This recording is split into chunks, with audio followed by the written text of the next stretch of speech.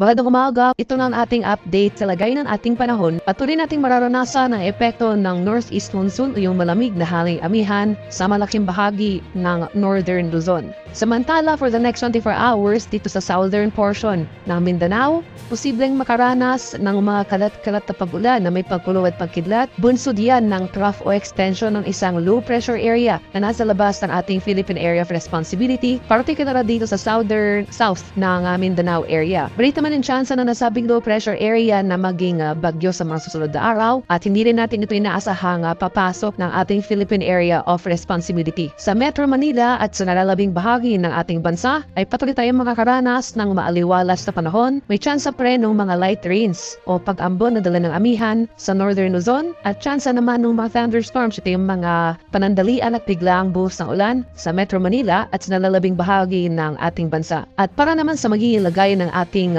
panahon ngayong araw dito sa Luzon, dahil sa hanging amihan, makakaranas tayo ng mga light rains o pag-ambon sa Northern Luzon. So ito yung mga rehiyon ng Ilocos Region, Cordillera at sa Cagayan Valley. May tsansa naman tayo ng thunderstorms, yung mga pulupulong pag-ulan na may pagkulog at pagkidlat sa Metro Manila at sa nalalabing bahagi ng Luzon. Maliwalas sa panahon natin inaasahan sa malaking bahagi ng Luzon for the next 24 hours. Dahil sa hanging amihan, nasan pa rin natin yung mga tsansa o yung pagbaba ng ating temperatura na naitatala sa madaling araw. Sa bahagi naman ng Palawan, Visayas at Mindanao, dahil dito sa trough or extension ng isa LPA sa labas ng ating area of responsibility, ay makakaranas tayo ng mga kalat-kalat na pag-ulan na may pagkulog at pagkidlat. Kasama na rin dyan ang maulap na kalangitan sa southern portion ng Mindanao, particularly dito sa rehiyon ng Soxargen. Sa nalalabing bahagi naman ng Mindanao, buong Visayas at sa area ng Palawan, ay makakaranas tayo ng maaliwalas sa panahon,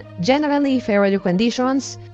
Pinasan pa rin natin yung chance ng thunderstorms, kadalasan sa hapon hanggang sa gabi. At sa kalagayan naman nating karagatan, sa kasalukuyan, may nakataas tayong gale warnings sa northern seaboard ng Northern Luzon. So sa dagat baybay niyan ng Batanes. Kaya sa ating mga kababayang mangingisda at may mga maliliit na sasakyang pandagat sa nabanggit na lugar, kung maaari ay huwag po muna tayong pamalaot dahil makakaranas tayo ng maalon sa napakanong karagatan na dala ng hanging amihan. Sa nalalabing bahagi naman ng ating bansa, iba yung pag-ingat rin sa ating mga kababayan na maglalayag dahil posible pa rin tayong makaranas ng katamtaman hanggang sa maanong karagatan. At para naman sa ating 3-day extended weather outlook sa mga piling lugar ng ating bansa, dito sa Luzon, particular sa Northern at Central Luzon, simula bukas, araw ng Lunes hanggang sa Miyerkules, inaasahan natin ang muling epekto ng hanging amihan sa malaking bahagi ng Luzon. Ito yung panibagong bugso ng ating Northeast Monsoon. So for the next 3 days, buong Luzon makakaranas pa rin ng maliwalas sa panahon, fair weather conditions. May chance pa rin ng mga light rains o pag-ambon na dala ng amihan sa areas ng Metro Manila at Baguio City. Makakaranas pa rin tayo ng mga chance ng afternoon thunderstorms sa bahagi ng Kabikulan, particular na sa area ng Legazpi City, bukas araw ng Lunes. At dahil inaasahan natin ang muling paglakas ng hanging amihan, ay bababa yung chance ng thunderstorm activity. Pagsapit naman ng Martes hanggang sa Miyerkules at yung mga pag-ulan na lamang o yung mga light rains ng amihan ang ating inaasahan sa nabanggit na lugar. Sa bahagi naman ng Visayas, ay inaasahan natin for the next 3 days, generally fair weather conditions po ang ating mararanasan. May chance pa rin ng mga afternoon thunderstorms o yung mga rain showers, ito yung mga pulupulong pag-ulan na may pagkulong at pagkilat, kadalasan nga sa hapon hanggang sa gabi, bukas araw ng Lunes hanggang sa Martes.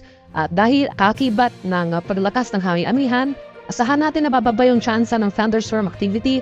Pagsapit ng Miyerkules, maghanda na lang tayo sa mga tsansa ng light rains, yung mga pag-ambon nga na dala ng hanging amihan. Dito sa areas ng Metro Cebu, Iloilo City at sa bahagi ng Tacloban City. At sa Mindanao, dahil nga dito sa trough or extension ng isang low pressure area na nasa labas, kasalukuyan ng ating Philippine Area of Responsibility, posible rin tayong makaranas ng maulap na kalangitan na may mga kalat-kalat na pag-ulan, pagkulong at pagkidlat bukas araw ng Lunes sa malaking bahagi ng Davao Region. Kaya maging handa pa rin tayo at alerto sa mga banta ng flash floods at landslides sa nabanggit na lugar kung tuloy-tuloy ang pagulan na ating mararanasan. Bukas araw ng Lunes, nalalabing bahagi ng Mindanao ay maliwalas sa panahon ang ating mararanasan at throughout the remainder of the forecast period. So for the next 3 days, ay asan pa rin natin mga chance ng thunderstorms sa hapon hanggang sa gabi at improving weather conditions ng ating inaasahan starting Tuesday dito sa Metro Davao area at posible magpatuloy yan hanggang sa Miyerkules.